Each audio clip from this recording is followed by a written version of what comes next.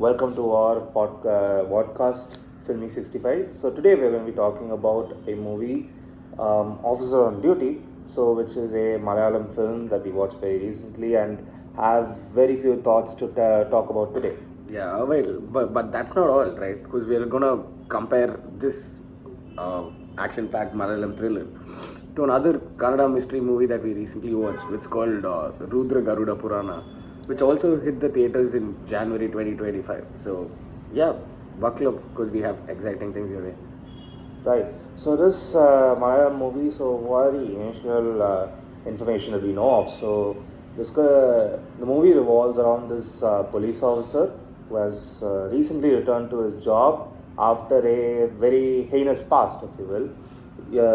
And then he runs into a chain snatching case, which evolves into the core plot of the movie, where we see this officer who is a very no holds barred officer who's very brash in his initial approach, but then you realize his brashness comes from the fact that he wants to be an officer really badly. So I think we can start from there. So what are your thoughts on this movie? So, I mean, before talking about the movie, I think this movie was a good hit in theaters because it was a really good comeback for Kunchako Bobin, like the actor himself. Like, I mean, of course, Bougainvillea was there, but it was more of a comeback for the actress there because she acted after so many years. Yeah. I think this was a movie that was a really good comeback for Kunchako. But keeping everything aside of how the movie was, like, of course, we'll get into that. But I think what spoiled it for me was the hype around the movie. Like, I went to theaters and I just didn't feel it. Like, okay, it was a good action thriller. Like, it's a classic action thriller where, like, there's a cop who, very ruthless. He takes his job very idly and, like, he has a very traumatizing past. And, like, they suspend him. And even after he getting suspended, like, he still goes and takes up the case. Like, there's a very classic, like this is the classic framework of this thing, and it was there. And I think it was like a good plus and minus for the movie. But what spoiled it for me was I didn't see the hype about it. Like it was just another action thriller for me. Right. I see your point of view as well, and I agree with you because I went into this movie having a fair few expectations. I believe that for the hype it would be a very interesting story, and unfortunately it did not deliver on that in my eyes at least. I felt like it used the same old trope of using assault and violence on women as a plot device to further the storytelling, which I felt like was a bit sour. They could have maybe done away with that, but then again, they believe that is the core of what the movie is supposed to be. So that's a creative choice that they decide to take on. So coming to creative choices, we saw a fair few in this one, didn't we? Yeah. Also, like adding on to whatever you said, right? So overall, the theatrical experience was good. The movie was good, but honestly, it felt like a very familiar ride for me. Like, how to say, the storyline was pretty straightforward. It was like we could guess whatever was happening, but then the action sequencing was, and the creative aspects, like you said, was pretty good. Like, not gonna lie, the technical aspects of the movie, even looking at the cinematography or like the screenplay for that matter. Like, what are your takes on that? Last frame where the antagonist comes face to face with the protagonist and they all suffer the consequences of their actions. It wasn't an out and out fight scene, but rather something that comes to fruition. When you watch the whole movie, you feel like they deserved it.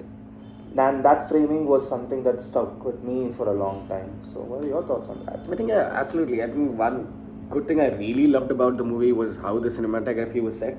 Like, there was a lot of dynamic camera movements, especially during action sequences. And like, how to say, we watched Vikram, we watched a lot of other movies where, they've recently brought this technology, like the same camera movements for almost every action sequence.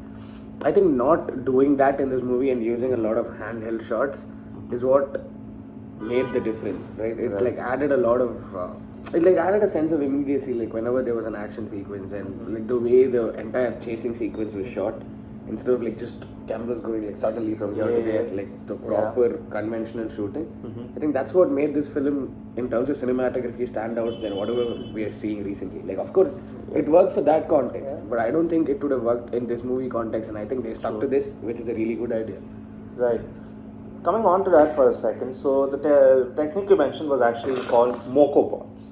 So Moco bots with the success of Vikram, kind of became popular in movies. And the one movie that comes to my mind that uses this rather extensively is Indian 2 and Game Changer. Funnily enough, both of them are by Shankar. But yeah, Moko Bots, I agree with you because this movie. That's what you got to do when you make movies like Indian 2 and Game Changer, right? Right. But one of the beautiful things about this movie, at least, is the fighting sequences. There was one fighting sequence inside of a morgue, literally. But all those shots, you felt like you were there, witnessing the action. It didn't feel like you were watching it from a fly's perspective, but rather you saw it being framed properly and you were able to gauge what was going on. And I think we should give them credit for that one. Yeah, I think we can move on a little bit more towards what the film was like for us personally. Yeah, see, on a personal note, like, see, I'm someone who loves music. So, like, anytime I go to a movie, the first thing I look into is the soundtracks. Yeah. So, I think personally, what elevated this movie for me was the soundtrack and the background music that they did. Like, I mean, recently, most of us went for Empuran. While Empuran was a really good movie, I think the soundtrack was not it. It was just like there was no themes or like tunes that catch on to this. But like in this movie, whenever like you see the antagonist, like the antagonist, someone's based in Bangalore, there's a druggie and all of that. And I think the soundtrack exactly matched that the kind of music that this is not something that we expect a lot from the Malayalam industry. Okay. So also one thing to notice with music director here, Jakes Bejoy. Jakes Bejoy recently has been putting out banger after banger after banger. One of his most prominent works that comes to my mind is Saripoda Sanivaram. So you see that this man has a good track record and full credit to Jakes Bejoy. I mean, he's pulled off his best starts in this movie. And speaking of music, I think we can shift a little bit to Rudra Garuda Purana right now. This movie also kind of parallels a little bit about Officer on Duty because it's also a cop movie here. But let's hear from you. What do you think about Rudra Garuda Purana now? Okay, so before we go, I'll give you like a basic plot, right? The plot basically revolves around this officer Rudra, who is played by our actor Rishi, and he's investigating this very mysterious disappearance of a minister's son. And this case takes like a bizarre turn when it's linked to a BMTC bus that like vanished 25 years ago. Right now, I think the whole way this plot is set up is very interesting. I think there's like a catch to it, and I mean like this is also just another conventional crime mystery thriller. But like the case of a BMTC bus vanishing 25 years ago, connecting to the disappearance of a minister's son. I think that's what hooked me to the movie more. But like later, how it turned out is something we'll discuss further. But like, what's your take?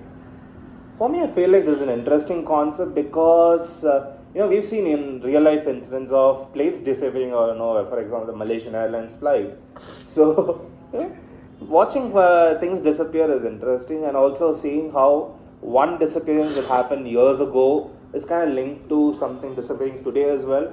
I feel like they had a core of a good idea, but what I felt like it was a bit too overcooked.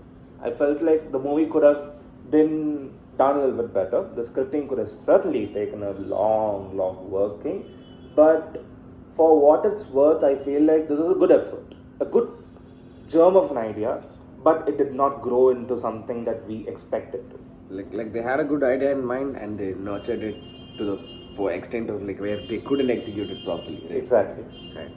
Well, like, what do you think about the technical aspects though of the movie? Because I feel like the lighting of the movie coming back, this is where I feel like there's a slight similarity to Officer on Duty, because all these cop thriller movies, if you notice very closely, the color palette used in those movies are either warm tones, you see orange, red, black, brown, red, or you see the warmer colors often rather than colder colors. And even if you see colder colors, there's usually a warmer color to offset it as well.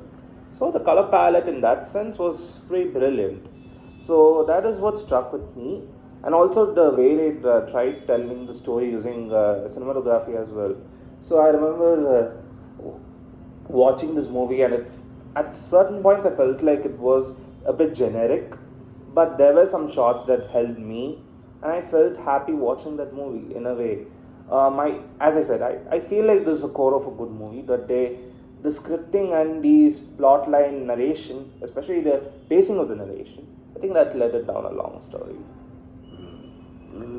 I mean, being the sound guy, I think the sound designs and like the soundtrack was fine. It turned out pretty good, like how it should be for an action film. But I think that's what made Officer on Duty stand out more than here, right? Because there, of course, the music director is someone who's renowned, but like the soundtrack is what made the difference between this and that. Like that gave you a more immersive experience than this. But yeah, apart from that, for me, like technicality wise, we've covered everything. But I think acting wise, actor Rishi delivered a really good performance. Officer on Rudra. But like I felt like the supporting cast could have done more. Yeah. It was like one man trying to. It's like RCB all over again. Like Virat Kohli trying to hold the entire team. Right. But like yeah, if you had to compare both, like what would your opinions be? I feel like if you compare these two movies specifically, I'd say Officer on Duty does a better job at what it's trying to tell, because Rudra Garuda Purana, the problem with the movie is that I just feel like it's a bit unfinished. It's a long way away from Officer on Duty, and mind you, Officer on Duty is still not a very fleshed out film either. I mean, it's like, still half a house. No, like that's what made the movie really good. Now, see, if you look at both the films, Officer on Duty, like adheres to a very conventional form of an action film, right? While Rudra Garuda Purana tried to go into more of an innovative storytelling. I think that was the main this thing where Officer on Duty was just better because they stuck to the basics, and when you get the basics right, there's not a lot that the audience would prefer. Yep. Here, they focus more on that immersive and innovative storytelling, where they even left out the basics, which I felt like didn't click with me, at least personally, a lot. So yeah, if I had to rate, I would give Officer on Duty like a 6.5, 7 out of 10. Rudra Garuda Purana around a 6, 5.5 out of 10. Yeah. I think I agree with you on that front. Coming back to these two movies, I feel like one of them has clearly seen the basics work on it. The other one lacks the basics being worked on it. So taking that into context, I'd say my rating for Officer on Duty would be a 6 on 10, and for Garuda Purana, Rudra Garuda Purana, if you will, so I would say it's a 5.5 out of 10. There are ceilings of improvement for both these movies, but I feel like solely considering these two movies, I say Officer on Duty was a better watch altogether. So yeah, any concluding statement that you'd like to give? Anything that comes to your mind? Nothing. Malayalam industry scores yet again. That's the only thing I have. Because like these last 2 years have been the years for them. Yeah, it's been a long years of just hits and hits and hits. It's incredible. I mean, at one point they were considered one of the weakest industries in the South, but now they have been delivering very good movies for a very long time. So I think we should give them the due credit where it's due.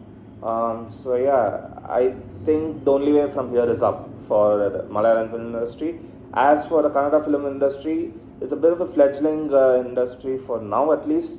But with movies like Kantara, SSC Side A and Side B, they have core ideas that will work. All that matters is if they take that step forward. They are still lacking on that front, but I believe that they will get there someday or the other. So yeah, I think that concludes both of our thoughts. Thanks for watching this wonderful little podcast from us. We are Filmy65. Please like, share and subscribe, and we hope to see you soon. Bye.